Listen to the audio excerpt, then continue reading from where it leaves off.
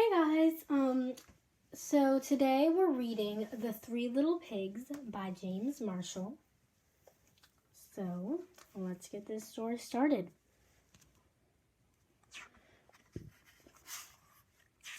The Three Little Pigs for Andrew Scott. Once upon a time, an old sow sent her 3 pigs out into the world to seek their fortune. "Now be sure to write," she said, "and remember that I love you." So there they all go.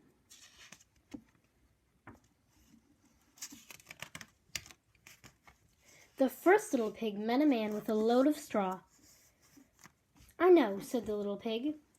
I'll buy your straw and build a house." "That's not a good idea," said the man. "Mind your own business, thank you," said the little pig. And he bought the straw and set about building a house. It took him no time at all. Very soon a lean and hungry wolf happened by. Pig was just about his favorite food in the world. So he knocked on the door and said, little pig, let me come in." To which the little pig replied, "No, no, no, not by the hair of my chinny chin chin." What's going to happen here? This annoyed the wolf to no end, and he said, "Then I'll huff and I'll puff and I'll blow your house in." "Go right ahead," said the little pig. So the wolf huffed and he puffed and he blew the house in, and he gobbled up the little pig.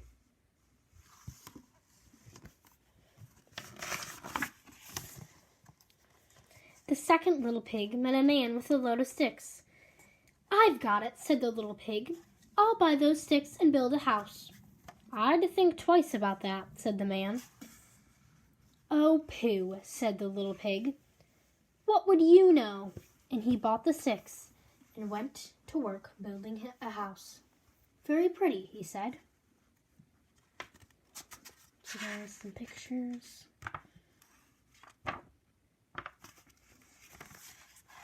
No sooner had the little pig settled into his pretty house than the wolf happened by. He was still hungry, and he said, little pig, let me come in." To which the little pig replied, "No, no, no, not by the hair of my chinny chin chin."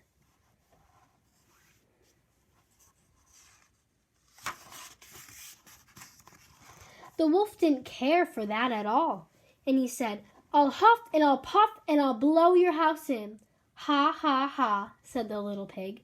So the wolf huffed and he puffed and he blew the house in, and he gobbled up the little pig.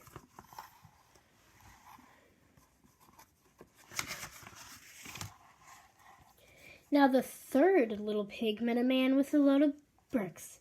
"These bricks will make a fine sturdy house," said the man. "Capital idea, my good fellow," said the little pig. So he bought the bricks and set about building a house. It took him quite a bit of time, but it was well worth it. "Nice and solid," said the little pig. "Nice and solid." There's some pictures. The man and the pig.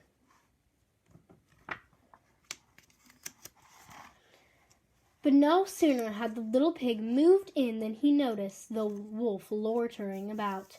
And the wolf, who was still hungry, said, little pig, let me come in."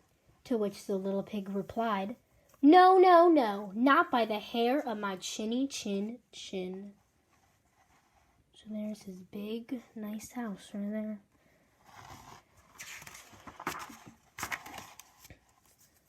Well, the wolf had heard that before, and he said, "Then I'll huff and I'll puff and I'll blow your house in." "Oh, don't do that," said the little pig. But the wolf huffed and he puffed and he huffed and he puffed until he was quite blue in the face. The house stood firm. "I'll try another approach," muttered the wolf, and he put on his most dazzling smile. "Little pig, I was only teasing," he said.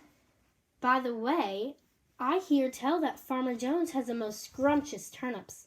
Shall we go pick a few? Oh, I'm much too busy now, said the little pig. What about tomorrow morning? Excellent, said the wolf. I'll come for you at 6. Uh-oh. What's going to happen here? The next morning, the little pig got up at 5, hurried off to Farmer Jones' turnip field, picked a basket full of scrumptious turnips, and dashed back home. When the wolf arrived at 6, the turnips were already boiling in the pot. Sorry, I couldn't wait, said the little pig. The wolf tried not to show his displeasure. No harm done, he said. By the way, there is a lovely apple tree down in Merry Meadow. Shall we go help ourselves to a few apples? I must cook my turnips, said the little pig. Let's meet there tomorrow morning. Splendid, said the wolf. Shall we say 5?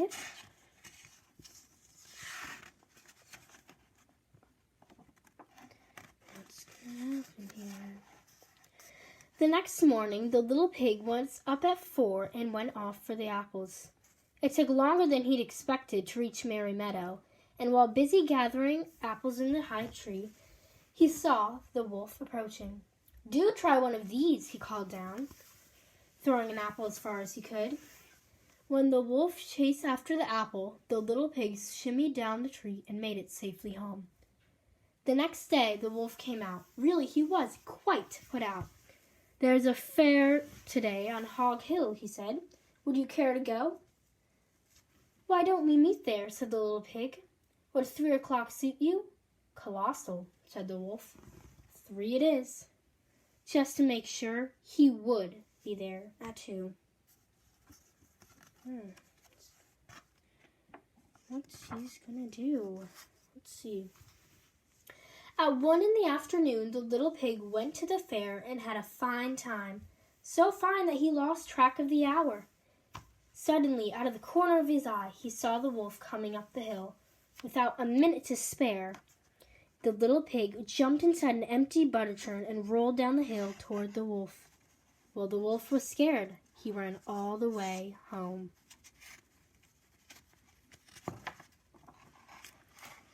That evening, the wolf went to the little pig's house and told him how frightened he'd been by a great round thing that came down the hill. Frightened you, did I? Said the little pig. That great round thing was a butter churn, and I was inside. This was simply too much for the wolf to stand. I've been nice long enough, he cried. I'm going to eat you right up. And he climbed onto the roof, where, when the little pig saw this, he put a big iron pot in the fireplace and quickly stoked the fire. Uh-oh. Here I come, cried the wolf. Dinner time. You can save that again, said the little pig, and he cooked the mean old wolf and gobbled him up. So that was the end of the 3 Little Pigs. I actually really enjoyed that one. That might be my new favorite fairy tale, I think. So anyway, thank you guys for watching, and hope you guys have a great rest of your day. Bye.